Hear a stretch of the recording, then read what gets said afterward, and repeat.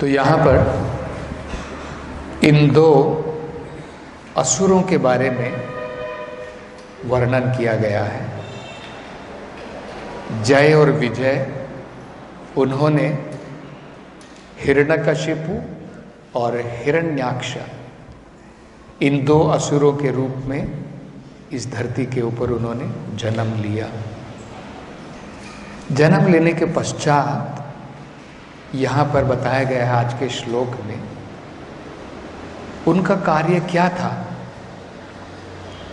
उन्होंने अपने शरीर की ताकत को बढ़ाना प्रारंभ किया। जैसे जब हम जन्म लेते हैं तो हमारा शरीर बहुत कोमल होता है। धीरे धीरे जब हम बड़े होते हैं तो हमारा शरीर सख्त होता जाता है। इसलिए आपने देखा होगा लोग एक्सरसाइज करते हैं, योगा करते हैं और जिम में जाते हैं, वेट उठाते हैं, बड़े बड़े भारी भारी वेट उठा करके मसल्स बनाते हैं। हाथों की मसल्स, छाती की मसल्स, पाँव की मसल्स बनाते हैं, शरीर को तंदुरुस्त करते हैं, तगड़ा करते हैं। और एक प्रकार से जैसे लोहा माना जाता है, आयरन जिस प्रकार का सख्त होता है। बचपन का शरीर कोमल होता है, लेकिन अगर आप एक्सरसाइज करेंगे, जिम जाएंगे, लोहे की भांति आपका शरीर जो है सख्त हो जाएगा। तो ठीक इसी प्रकार से ये जो दोनों असुर थे, इन्होंने अपने शरीर को इस प्रकार से लोहे की भांति सख्त बनाना शुरू कर दिया।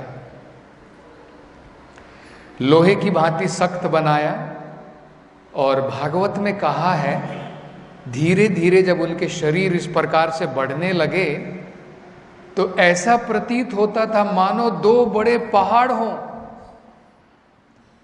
दो बड़े बड़े पहाड़ों के भांति असुर थे। और क्या था, इनके शरीर के ऊपर अनेकों प्रकार के आभूषण सुसज्जित थे। तो ये दो कार्य हम देख सकते हैं, आसुरिक कार्य है। शरीर को अनेकों प्रकार से सुसज्जित करके आकर्षणवान बनाना और शरीर को अनेकों प्रकार से, जैसे यहाँ पर इन दो असुरों ने अपने शरीर को बड़ा ही स्ट्रॉन्ग, बड़ा ही ताकतवर बनाना। मतलब क्या है, अगर सरल भाषा में कहें, प्रभुपाद जी कहते हैं असुरों का काम होता है केवल भौतिक शरीर की प्रगति, physical and social economical development, ये असुरों का काम होता है। और जो सुर हैं, जो देवतागण कहलाते हैं, जो इनके ऑपोजिट में हैं, उनका क्या कार्य होता है?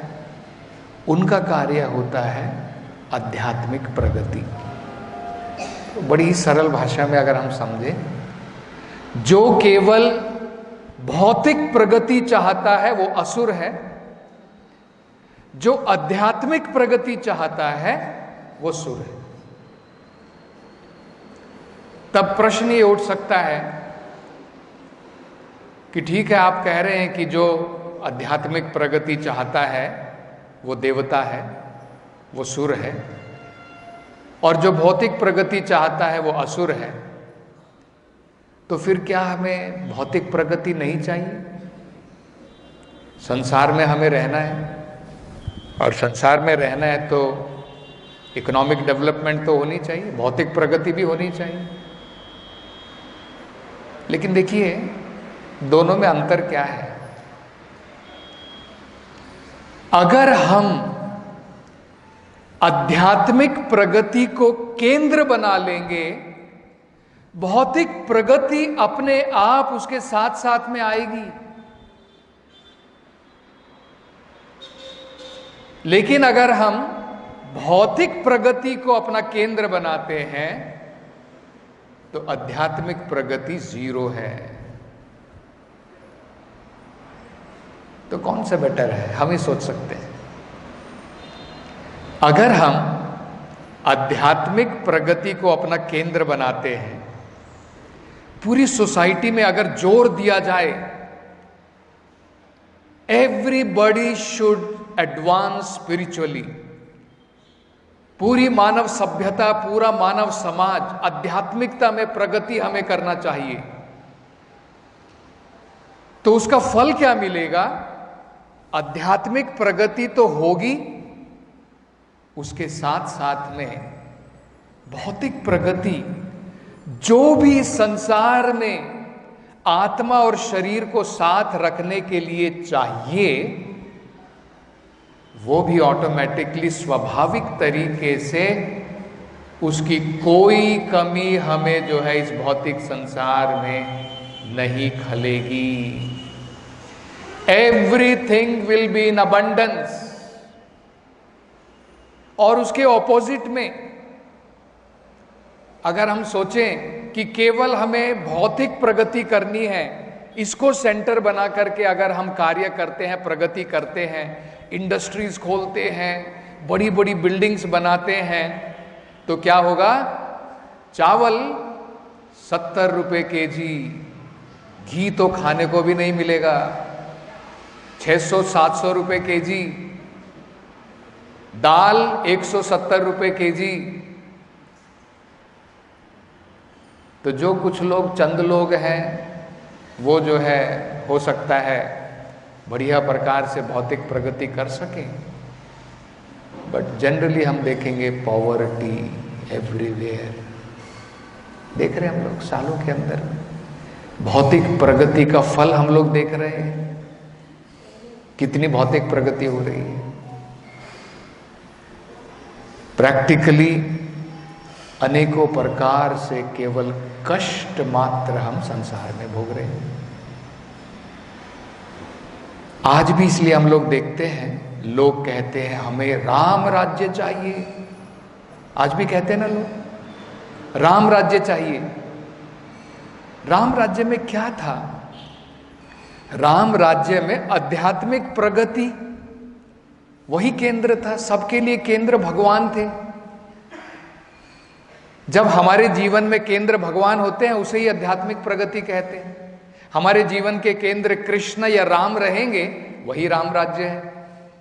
राम राज्य का मतलब यही है, जिस राज्य में केंद्र भगवान राम है या कृष्ण है, वही राम राज्य है।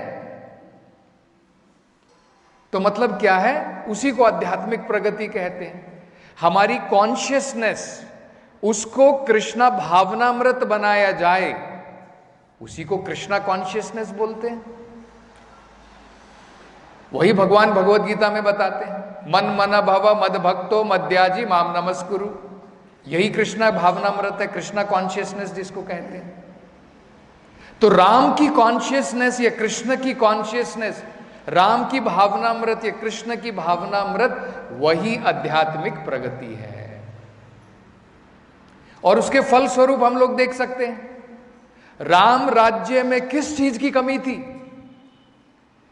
किसी भी चीजों की कमी नहीं थी, सब कुछ अबंडेंस में था।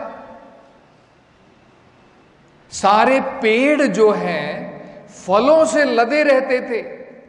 आज हम लोगों को ढूंढना पड़ता है कहीं पेड़ के ऊपर में फल मिल जाए तो।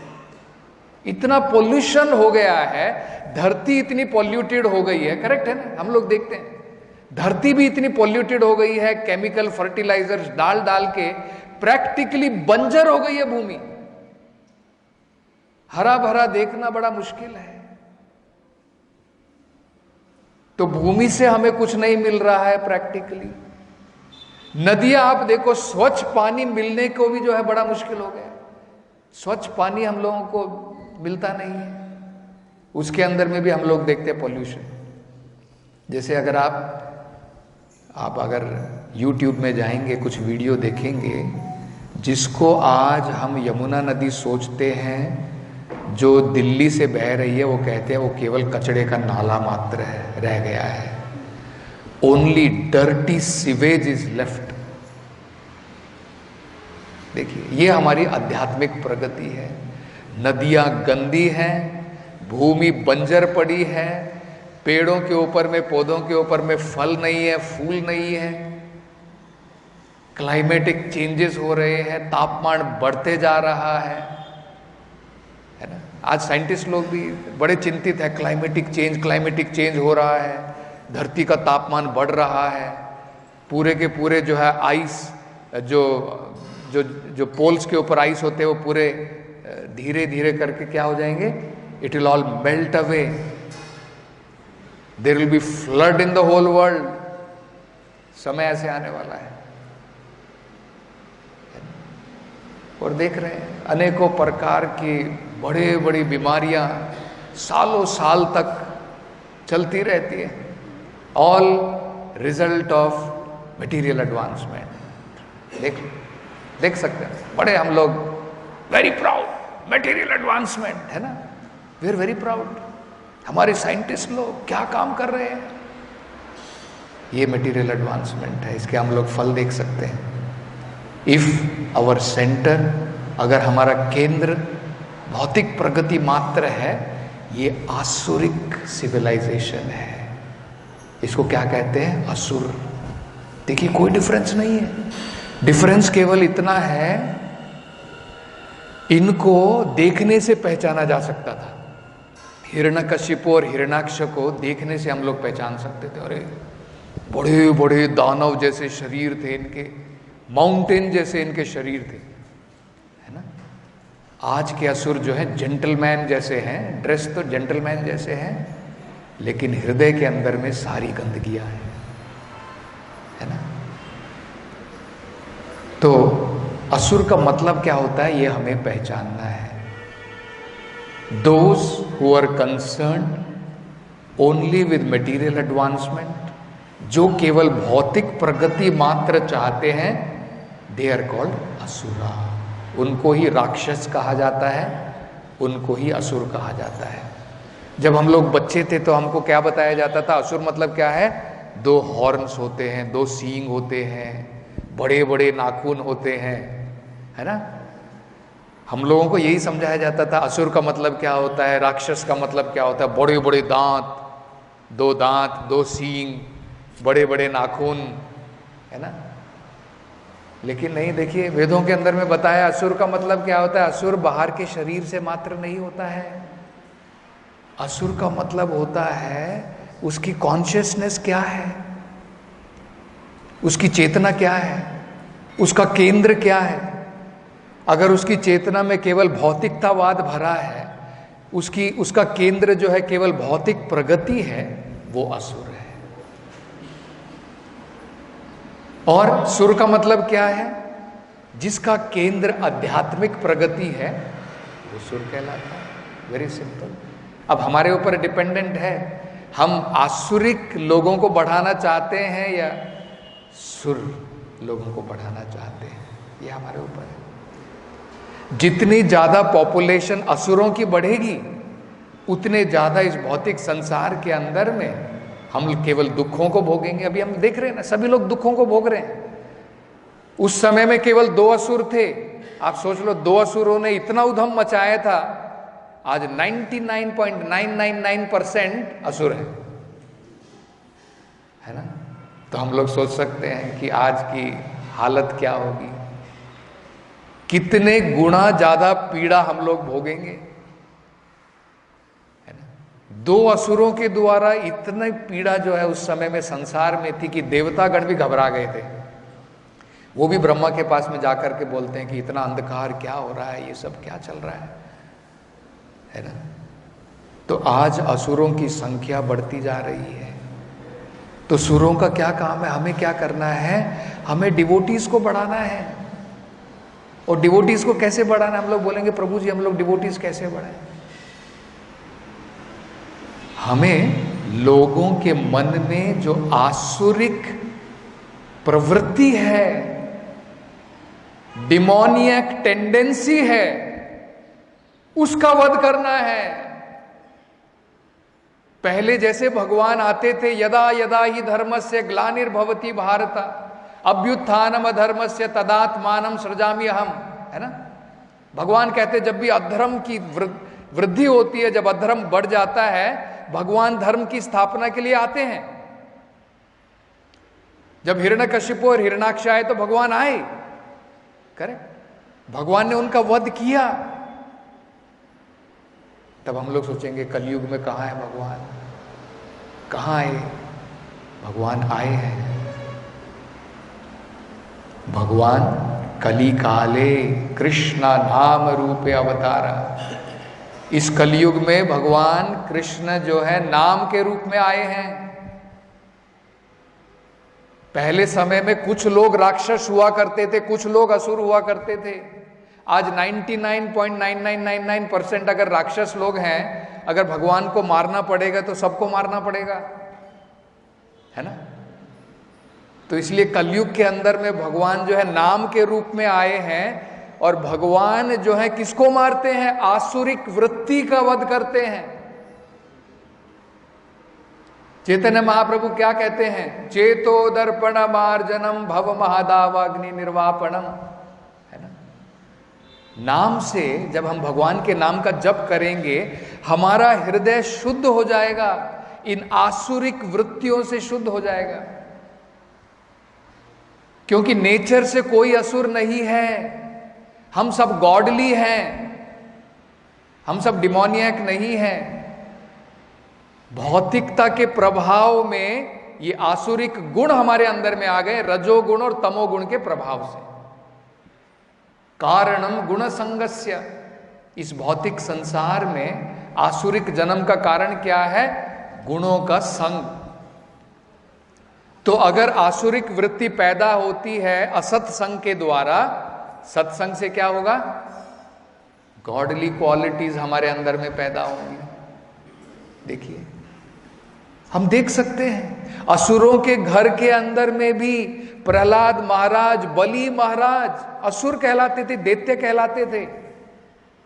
उन्होंने उनके घर में जन्म लिया, लेकिन उनसे बढ़कर के महान भक्त कौन हो सकता है? प्रहलाद महाराज इतने महान भक्त हैं। बलि महाराज एक अथॉरिटी है, 12 अथॉरिटी में से एक अथॉरिटी बलि महाराज है। और उन्होंने कहां जन्म लिया? दैत्यों के घर में जन्म लिया, असुरों के घर में जन्म लिया। इसी हिरण्यकशिपु उसी की फैमिली के लोग हैं। लेकिन देखिए, तो मतलब क्या है? ओरिजिनली आत्मा जो है बिल्कुल शुद्ध है। किस प्रकार से शुद्ध है? वेदों में उदाहरण दिया है, जिस प्रकार से भगवान अगर सोना है, गोल्ड है, तो हम छोटे गोल्ड के पीस हैं, है ना। तो गोल्ड के पीस के अंदर में भी गोल्ड की पूरी क्वालिटी है ना। अंतर क्या है? डिफरेंस क्या है? ये छोटा गोल्ड है। तो ये हमारी अच्छी क्वालिटी कवर कैसे हो गई? इसका वेदों के अंदर में बड़ा सुंदर उदाहरण दिया है। भगवान जो है एक बड़ी अग्नि के बराबर है। हम उस अग्नि की स्पार्क हैं, चिंगारी जिसको बोलते हैं। आप दीपावली में फूलझड़ी जलाते हैं ना, सुसुर बत्ती, तो जब आप जलाते हैं तो आप देखते हैं उसमें से स्पार्क निकलती है, उसमें से चिंगारी निकल करके धरती पर गिर जाती है। तो इसी प्रकार से भगवान बड़ी अग्नि के बराबर है। उसकी जो स्पार्क होती है, जो चिंगारी है, उसके अंदर में भी वही गुण है, सेम गुण है। जिस प्रकार से आग के अंदर में गुण होते हैं, चिंगारी में भी वही गुण है।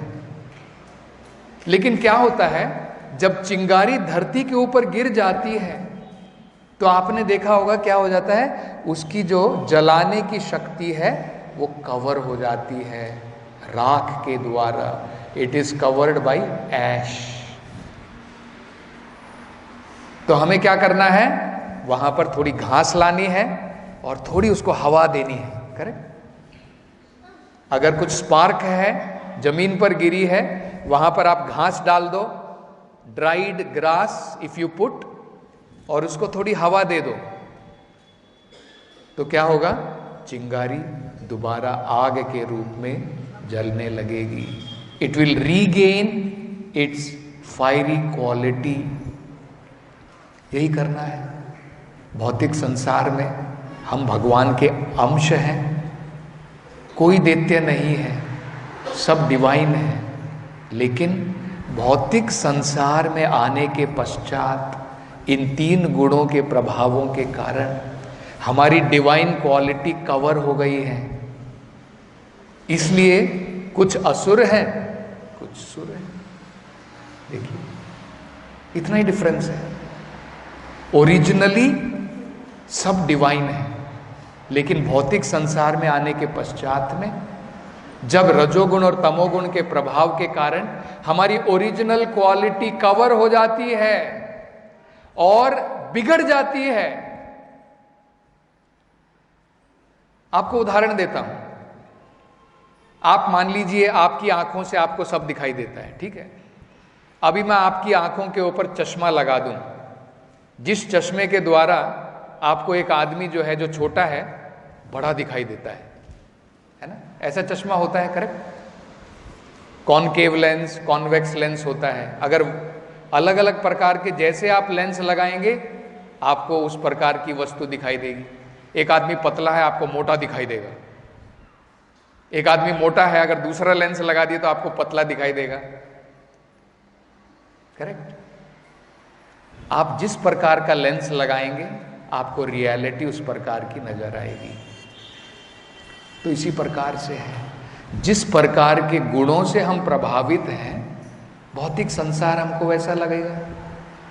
उससे क्या होगा? भगवान का जो प्रेम था भौतिक आध्यात्मिक संसार में, लव ऑफ गॉड, प्रेम था, इस भौतिक संसार में रजोगुण और तमोगुण के लेंस लगाने से क्या हो गया? काम में बदल गया। हमारा जो भगवान के प्रति प्रेम था अब इस भौतिक संसार में आने के बाद में क्या होगा? काम वासनाएं, आई वॉन्ट टू एंजॉय, मैं अपनी इंद्रिय तृप्ति करना चाहता हूं। पहले क्या था आध्यात्मिक संसार में? मैं भगवान की इंद्रिय तृप्ति करना चाहता हूं, I want to satisfy God, मैं भगवान की सेवा करना चाहता हूं। डिमोनिक क्वालिटी क्या हो गई? ये हो गई डिवाइन क्वालिटी, ठीक है, ये देविक क्वालिटी हो गई, मैं भगवान की सेवा करना चाहता हूं। आसुरिक क्वालिटी क्या हो गई? नहीं, मैं अपनी सेवा करूंगा। लक्ष्मी नारायण की सेवा में नहीं, लक्ष्मी मेरी सेवा में होनी चाहिए। रावण की मेंटेलिटी क्या थी? हनुमान की मेंटेलिटी और रावण की मेंटेलिटी में क्या डिफरेंस है? देखिए, रावण की मेंटेलिटी क्या है? सीता राम के लिए नहीं है, सीता को राम क्यों एंजॉय करे, सीता को मैं एंजॉय करूंगा, मैं भोगना चाहता हूं। इसलिए सीता का हरण किया, हरण करने के पश्चात भोगने का प्रयास किया। भोगने का प्रयास का फल क्या हुआ? रावण की सारी लंका जल करके राख हो गई। भोगने का प्रयास, क्योंकि वो हमारी कॉन्स्टिट्यूशनल पोजीशन नहीं है। हाथ अगर सोचने लगे, सोचिए जरा, हाथ अगर सोचने लगे नहीं, ये मुंह जो है, ये पेट जो है, ये रसगुल्ले को क्यों भोगे, मैं ही भोगूंगा, मैं नहीं देने वाला, इसको मुंह के अंदर में नहीं डालने वाला हूं, ठीक है। मान लीजिए अभी थोड़े दिन के बाद में जब वैकुंठ एकादशी आती है या कोई फेस्टिवल आता है और आप ये निर्णय ले लें कि भाई जो प्रसाद आएगा बहुत बढ़िया प्रसाद है, ये सारा पेट भोगने में लगा हुआ है, नहीं, अपने बाकी सब इंद्रियों से मैं भोगूंगा, पेट को नहीं देने वाला हूं। आंखें सोचेंगे कि भाई मैं बस प्रसाद को देखता रहूंगा और उसके द्वारा भोग लूंगा, तो भाई हमारा सारा खर्चा बच जाएगा, तो बहुत बढ़िया बात है ना। टेम्पल को एक्सपेंडिचर करने की कोई जरूरत ही नहीं पड़ेगी। अगर आप पेट में नहीं डालेंगे, आप देख करके केवल रसगुल्ले को हाथ लगा लीजिए, हाँ बहुत बढ़िया है रसगुल्ला, और देख करके खा लीजिए, है ना। तो ये क्या है? इसको कहते हैं ग्लानि, धर्म ग्लानि। हाथ का काम है, हाथ पेट का काम नहीं कर सकता है, वो उसकी ग्लानि हो जाती है, धर्म की ग्लानि। इसी प्रकार से हमारी कॉन्स्टिट्यूशनल पोजीशन जो है भगवान की सेवक के रूप में है। हम भगवान के सेवक हैं, जैसे हाथ शरीर का सेवक है और सेवा करने के द्वारा हाथ अपने आप भी इंजॉय करता है, उसके अंदर में भी शक्ति आती है। अगर हाथ भोजन देना बंद कर दे पेट को तो हाथ को प्रॉब्लम आएगी, हाथ में वीकनेस आ जाएगी।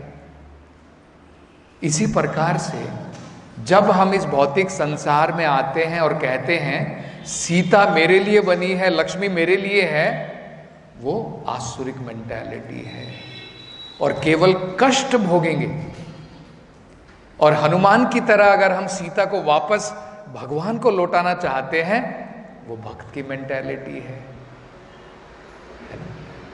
और उसमें आनंद ही आनंद है। अर्जुन आनंद में है, हनुमान जी आनंद में है, जितने भी भगवान के सेवक हैं वो केवल आनंद भोगते हैं और जो असुर हैं वो केवल कष्ट भोगते हैं भौतिक संसार में। तो भगवत गीता में भगवान कहते हैं, ये चैप्टर आप जरूर पढ़िए कभी अगर आपको समय मिलेगा, प्लीज रीड दिस चैप्टर। अभी भगवत गीता की जयंती जो है 14 तारीख को है और इसी महीने में भगवान ने भगवत गीता जो है उस दिन अर्जुन से कही थी, उसे गीता जयंती के रूप में मनाते हैं। तो उस दिन मंदिर में स्पेशल कार्यक्रम भी रहेगा सवेरे, क्योंकि वो एकादशी है। तो हमने जो पहले प्लान किया था, भक्त लोग सवेरे से लेकर के 10 बजे से लेकर के लगभग शाम के 4 बजे तक हरे कृष्ण मंत्र का जप करेंगे। 64 राउंड, 64 राउंड हम लोग जो है भगवान के नाम का जप करेंगे। यू आर ऑल इन्वाइटेड, आप सबको जो है निमंत्रण है, आप जरूर आइए। जितने भी विजिटर्स आएंगे हम उनको भी बैठा करके 1 माला 2 माला जितनी वो कर सकते हैं वो भी जो है करेंगे। और शाम को भगवत गीता जो है उसके ट्रांसलेशन के साथ में भगवत गीता का पारायण होता है। तो पूरे 18 अध्याय जो है शाम को 6 बजे से हम प्रारंभ करेंगे। 6 या 5 बजे से एग्जैक्ट टाइमिंग हम आपको जो है उसके बारे में बता देंगे। तो भगवत गीता में 16वें अध्याय में 16th चैप्टर जो है उसका नाम ही है डिवाइन एंड डिमोनियक नेचर। मतलब जो असुरों के गुण क्या होते हैं और सुरों के गुण क्या होते हैं, उन दोनों में क्या अंतर होता है, बहुत सुंदर प्रकार से समझाया गया है। जैसे उदाहरण के तौर पर मैं पढ़ता हूं, ठीक है। भगवान कहते हैं, ये 6ठा श्लोक है, द्वौ भूत सर्गलोके अस्मिन देव असुर एव च। भगवान कहते हैं इस भौतिक संसार में सर्ग, ये इंपॉर्टेंट है। देखिए, जिस चीज का निर्माण होता है उसे सर्ग कहते हैं, जिस चीज का कोई निर्माण नहीं है वो आध्यात्मिक संसार है, वो इटरनली है। ये भौतिक संसार क्या है, इसकी एक दिन क्रिएशन होती है, एक दिन इसको बनाया जाता है, रचना होती है, एक दिन इसका संहार हो जाता है, एनहिलेशन, इसको सर्ग कहते हैं। तो इस भौतिक संसार में 2 प्रकार के जीव पाए जाते हैं, सुरा असुरा एव च। कुछ लोग जब जन्म लेते हैं उनके अंदर में सुर के गुण होते हैं, कुछ लोग जब जन्म लेते हैं उनके अंदर में आसुरिक गुण होते हैं। आपने कभी कभी देखा होगा ना, जब हम शादी के लिए अपना हॉरोस्कोप बनवाते हैं तो उसके अंदर में, आपके अंदर में आसुरिक गुण है, देव गुण है, करेक्ट, वो सब आप देखे रहेंगे। तो हम पैदा भी इसी प्रकार से होते हैं। क्यों इस प्रकार से पैदा होते हैं, हम पूछ सकते हैं प्रश्न। भगवान ने ऐसा नहीं है, देखिए बहुत महत्वपूर्ण है समझना, ऐसा नहीं कि किसी को असुर बना दिया किसी को सुर बना दिया, ऐसा नहीं है। हिरण्यकश्यपु अपने कर्म के द्वारा सुर और असुर बने थे, भगवान की योजना के द्वारा, जैसा भी था उन्होंने उस प्रकार के कार्य किए थे। उन्होंने महान संतों का अपमान किया था, इसके कारण वो असुर बने थे। ऐसा नहीं कि भगवान ने चॉइस कर ली, इनको सुर बना देंगे इनको असुर बना देंगे, ऐसा नहीं है, अपने कर्म के द्वारा। तो जिस प्रकार के अगर हमने आसुरिक कर्म किए हैं तो जब संसार में जन्म लेंगे असुरों के रूप में जन्म लेंगे, उस प्रकार की क्वालिटी आएंगी। जैसे प्रभुपाद जी बताते हैं, एक बड़ा सुंदर उदाहरण देते हैं, इसके द्वारा हम समझ सकते हैं। देखिए, प्रभुपाद जी कहते हैं कि उन्होंने कलकत्ता में एक घटना देखी। उस घटना में उन्होंने क्या देखा, एक कसाई खाने में जो कसाई होता है, बुच्चर, जो जानवरों की गर्दन काटता है, ठीक है, वो बुच्चर था और उसका बेटा भी वहां पर आया हुआ था। वो जो बुच्चर है वो अपने बेटे को दिखा रहा है गर्दन काट के, जानवर की थोड़ी थोड़ी गर्दन काट रहा है और जानवर जो है जोर जोर से चिल्ला रहा है। उसको देख करके बेटा जो है उसका रो रहा है जोर जोर से, पिताजी मत करो मत करो। और पिताजी जो है हंस रहा है। डिमोनियक क्वालिटी, डिवाइन क्वालिटी हम देख सकते हैं। देखिए, एक व्यक्ति दूसरे को कष्ट दे करके खुश हो रहा है, एक व्यक्ति दूसरे के कष्ट को देख करके रो रहा है, उसको दुख हो रहा है। इसी को कहते हैं किसी के अंदर में डिवाइन क्वालिटी है, आसुरिक गुण है किसी में सुरों के गुण है। ये व्यक्ति ऐसा क्यों है? अपने पुराने कर्मों के द्वारा इस प्रकार के गुण लेकर के आया है। उसका हृदय कठोर हो चुका है, उसकी जो डिवाइन क्वालिटी है वो कवर हो चुकी है, उसके कारण ये असुर कहलाता है। करेक्ट है ना? लेकिन इन व्यक्तियों को भी हम बदल सकते हैं भगवान की भक्ति के द्वारा। सबसे सुंदर उदाहरण अगर आप देखना चाहते हैं, आप भागवत में देख सकते हैं। एक बड़ा ही आसुरिक एक व्याध था। व्याध का मतलब होता है हंटर, शिकारी। उसका नाम था मृगारी। उसका नाम भी देखिए, मृगा अरी, जानवरों का दुश्मन। उसका नाम ही ऐसा था, जानवरों का दुश्मन। वो भी इसी प्रकार का था। वो क्या करता था, जानवरों को आधा मार के उसको बड़े मजे आते थे। उसका आनंद ही उस प्रकार का था, जानवरों को आधा मारना और एंजॉय करना। तो एक बार क्या हुआ, नारद मुनि वहां से उस जंगल से जा रहे थे। तो उन्होंने जब जंगल के अंदर में देखा, उनको बड़ा कष्ट हुआ। कौन मूर्ख व्यक्ति इस प्रकार से इतने सारे जीवों को, हजारों की संख्या में जीव आधे मरे हुए हैं, तड़प रहे हैं कष्ट के द्वारा, पेन के द्वारा। उनको बड़ी दया आई। तुरंत वो मृगारी के पास में गए और मृगारी से उन्होंने पूछा, तुम इस प्रकार का कार्य क्यों कर रहे हो? तो उन्होंने कहा, ये मेरा कर्म है, ये मेरा कर्म है, दिस इज माई रोजी रोटी, है ना, रोजी रोटी कमाने के लिए मुझे करना पड़ता है। तब नारद मुनि ने उनको बढ़िया प्रकार से समझाया। उन्होंने कहा, मूर्ख, रोजी रोटी कमाने के लिए तू ऐसा करता है, क्या तुझे पता है अगले जीवन में क्या होगा? अगले जीवन में घोर पाप कर्म, जितने जानवरों को मारा है उतनी बार तुझे मारा जाएगा। तो ये सब उसे कोई ज्ञान नहीं था, अज्ञानता में था। तो इस प्रकार से नारद मुनि का संग करने के पश्चात में उसका जीवन पूरा बदल गया। और एक बार नारद मुनि अपने दूसरे एक महान संत को, शायद मेरे ख्याल से अंगिरह ऋषि थे, उनके साथ में दोबारा आते हैं और वो कहते हैं, मेरा यहाँ पर एक शिष्य है, मैं उससे मिलना चाहता हूँ। तो जब अपने शिष्य को मिलने के लिए गए तो ये मृगारी जो है उनको देख करके साक्षात दंडवत प्रणाम करते हैं और प्रणाम करने के बाद में थोड़े टेढ़े टेढ़े टेढ़े चल करके जो है नारद मुनि के पास में आते हैं।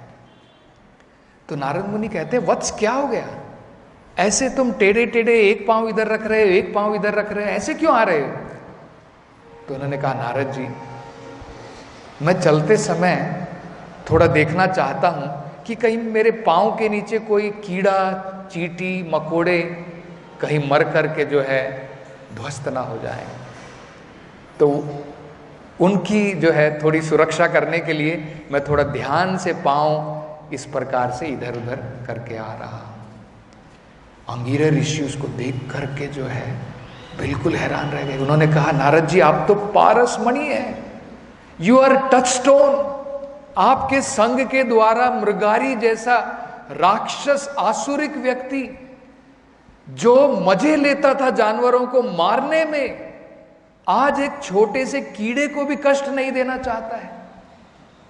देखिए, तो असुर हमेशा के लिए असुर नहीं रहता है।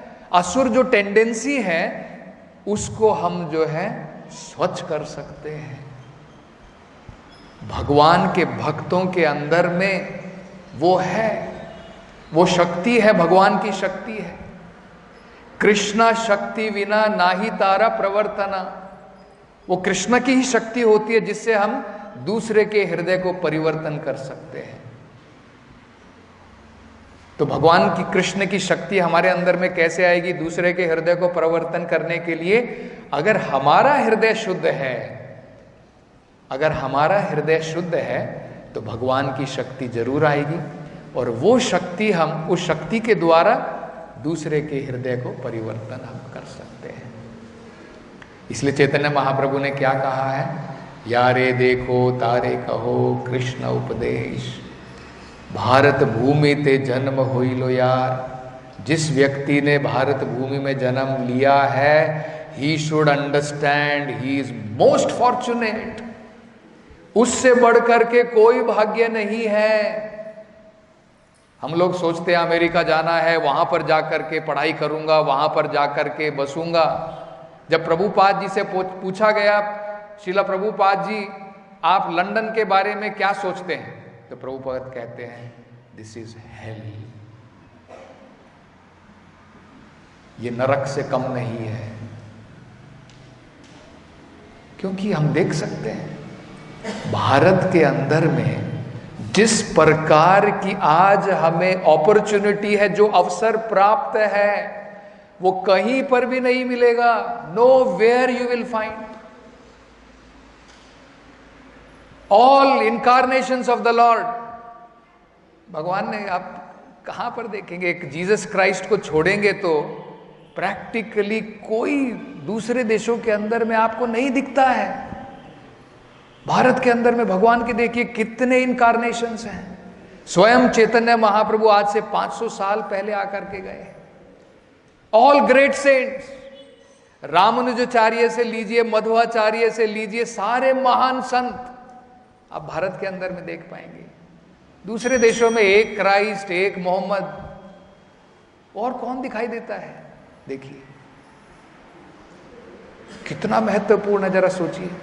और प्रभुपाद जी बताते हैं बाकी जो स्क्रिप्चर्स है प्रैक्टिकली उसमें मोरल कोड्स दिया है, आध्यात्मिकता की मात्र झलक दी गई है।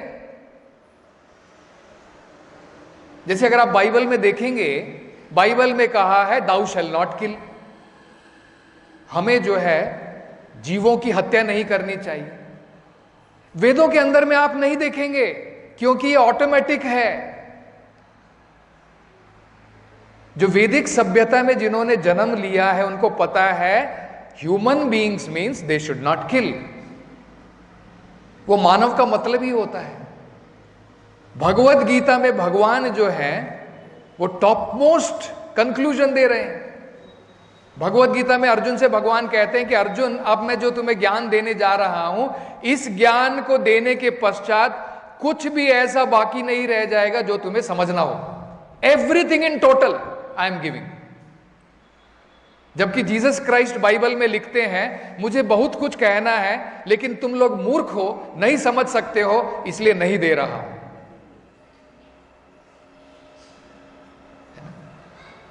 बाइबल में देखिए किस प्रकार की इंस्ट्रक्शंस दी।